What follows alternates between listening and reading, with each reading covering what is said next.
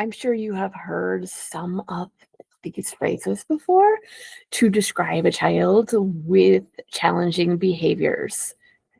She is being defiant. He just wants attention. She is uncooperative. He has a lot of aggressive behaviors. Now, not only are these quite negative ways in which to frame any interaction with a child, but they aren't very helpful, right? They're just labels, they're not prescriptions for change. Even if it's true, so let's say it's true that a child just wants attention. Why? What caused that want?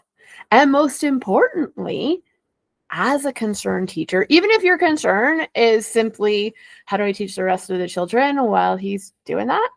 Um, what do you do about it? Hello, I'm Nicole Trevillis-Fravel, and this is Wildwood Teaching. And today I want us to reframe challenging behaviors by looking beyond the individual child to what might be triggering those behaviors.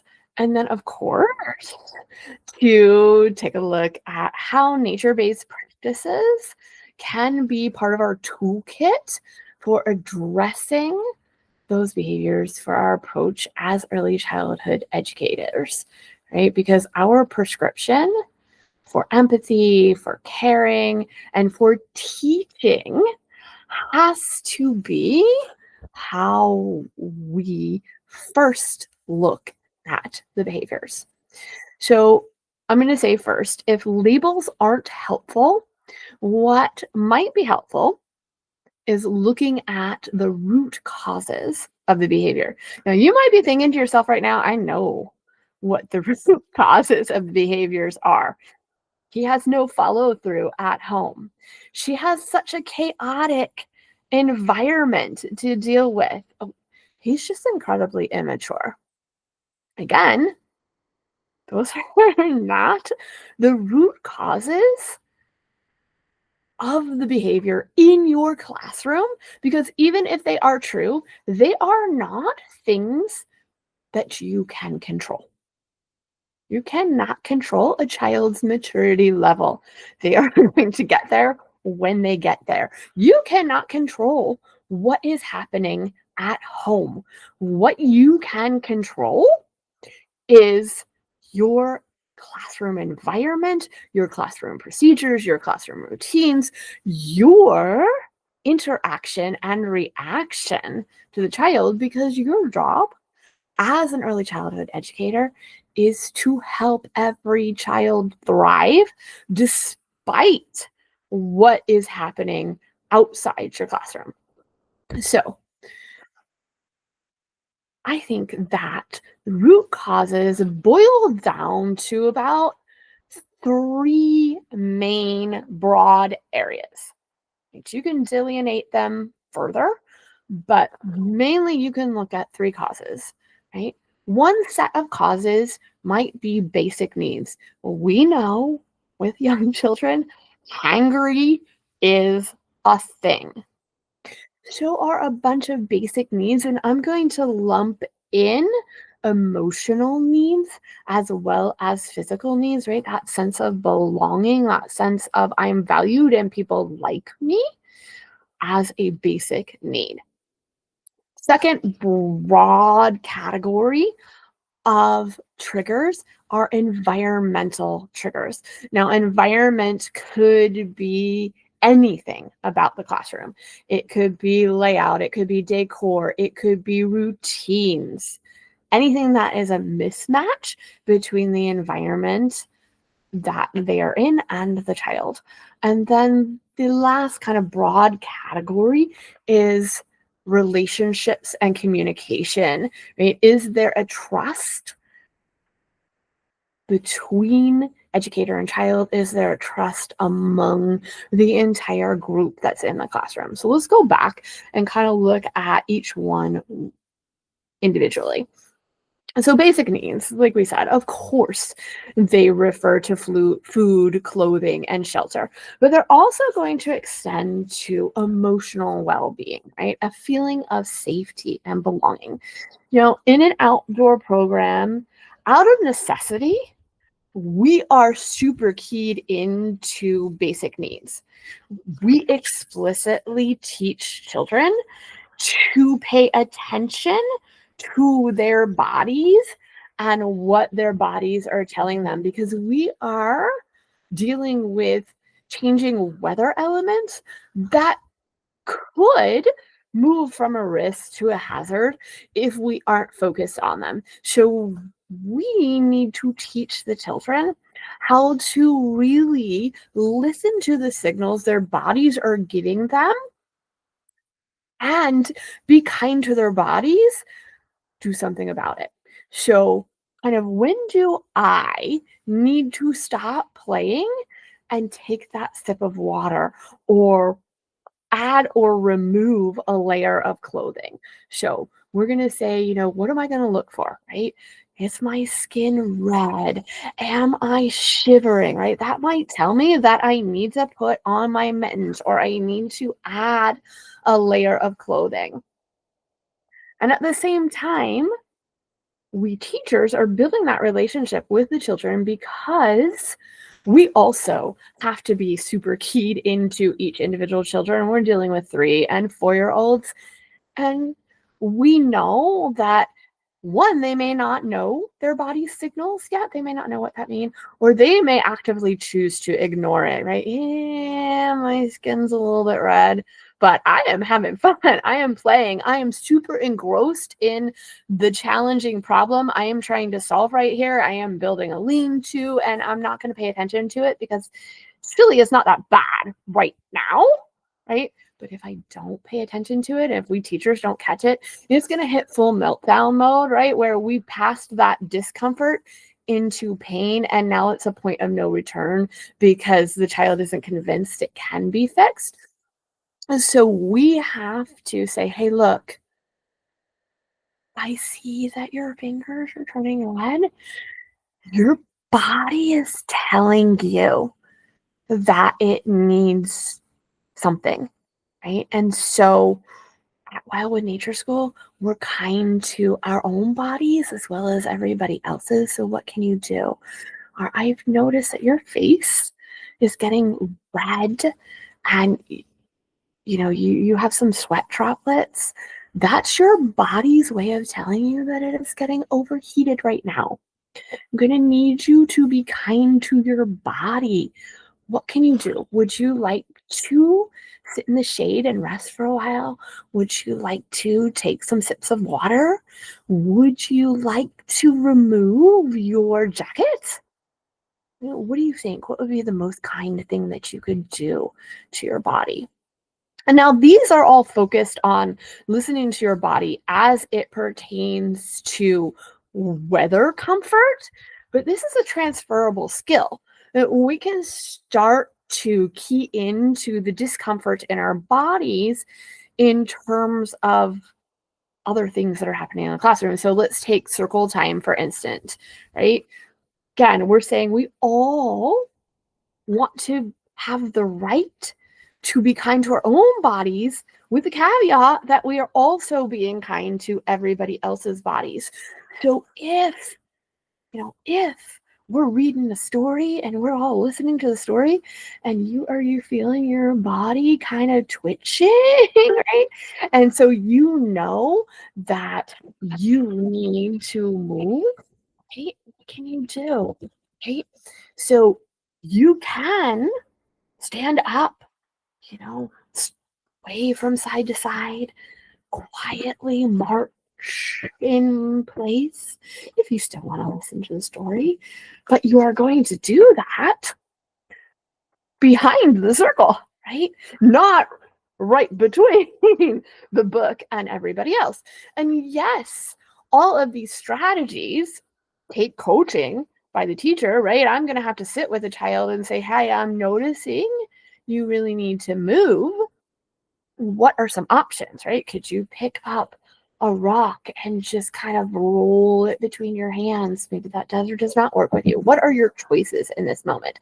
And that could be something that I'm working individually or that we come up with as a group, right? If we're in circle time and we need to move, but we still want to listen to the story and we want to make sure everybody else is, what are some of our choices? So let's move on to our kind of our second broad category, and that is the environment. So very often, the classroom environment itself can lead to challenging behaviors, either because it's overstimulating. Right? We've got the bright, unnatural lights overhead. We have all kinds of colors everywhere. Children's toys tend to be super colorful, right? And we've got noise and something happening in different areas of the room. And I just don't know where to focus because I could go here and I could go here and I could go here and I could go here, right? Or we could have the opposite effect, right? I'm the child that needs more stimulation, and this is too understimulating because everything's smooth. I've got smooth plastic and smooth wooden blocks, and I need texture. Or I really need to run right now, and I cannot wait until it's outside time to be climbing everything. My body has to move. Or I need to hear my voice. I actually like the sounds and I need to vocalize right now. And I think this is the biggest advantage of nature because it can provide the environment that each child needs without my having to adapt the environment to the child, right? If you are getting overstimulated, go sit under that tree. Let everybody know I need some alone time under that tree. Bring a book, dig into the soil, hunt for bugs, whatever you need to do. If you need more stimulation, crunch those leaves.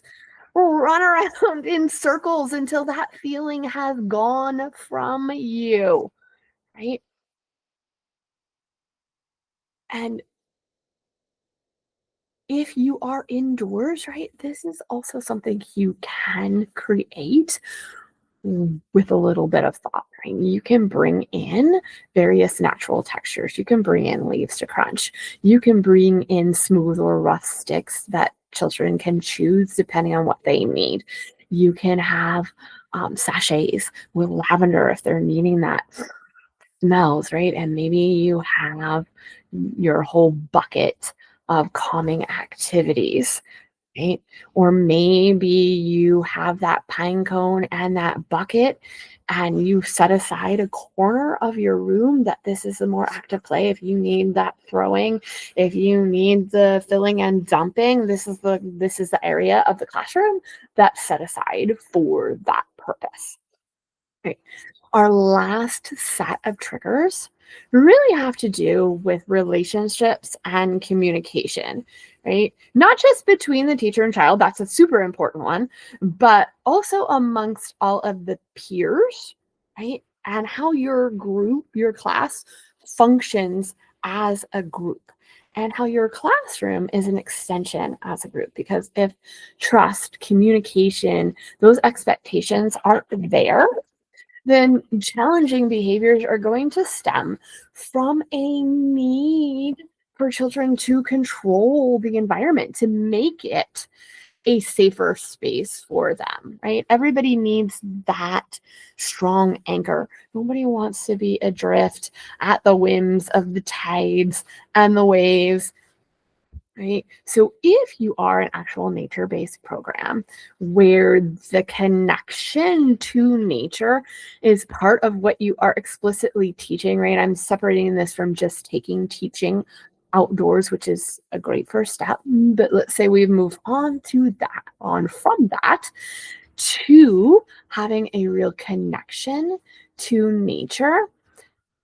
Okay, we're talking about our connection to the land, our connection to animals, how we humans are a part of that, right? Then we've already been establishing our classroom belonging, our classroom connection, our classroom trust, right? Children take ownership of what my children often call our forest, right? And this makes me feel like I am definitely part of something. Right? I am valued because I can take care, I can provide food for the animals, or I cannot touch their food, right? I can leave it there for them. I can plant new trees. I can make sure that what I am taking from the environment is sustainable, right? I'm gonna pick just a little bit of what I need for this art activity and not everything, right? So I am also then giving children a sense of control over their environment and autonomy within a larger safety net. We have our routines, but within our routines, you get to choose what you are doing. In this familiar setting that is safe, you get to decide what your risks are. Now, I hope this isn't the case, but maybe you've been listening to this and thinking, great, just take my kids outside a couple times a week and yay, problem solved. No more challenging behaviors. I do not mean to suggest that you just take your children outside and everything disappears. That is not life with children. What I am suggesting is that these natural elements can help you. They can be your aids, and you can use them as tools to address these challenging behaviors, to create the environment where perhaps these challenging behaviors are not happening. So, this just frees up having this as my environment, frees up my time as an educator to focus on teaching, right? And whether that teaching is a social skill, whether it's a cognitive skill, I have more of an opportunity to do that because I've already set up the environment that is controlling some of the triggers for them. So if this sounds interesting to you, please check out 10 for 10. That's 10 very brief, very discreet trainings for $10 a piece that you can access to say, okay, here's what I want. I want to start a school garden, or I want some quick literacy outside activities. So I'm going to focus just on that training, get those tools. I can implement it tomorrow. Check that out.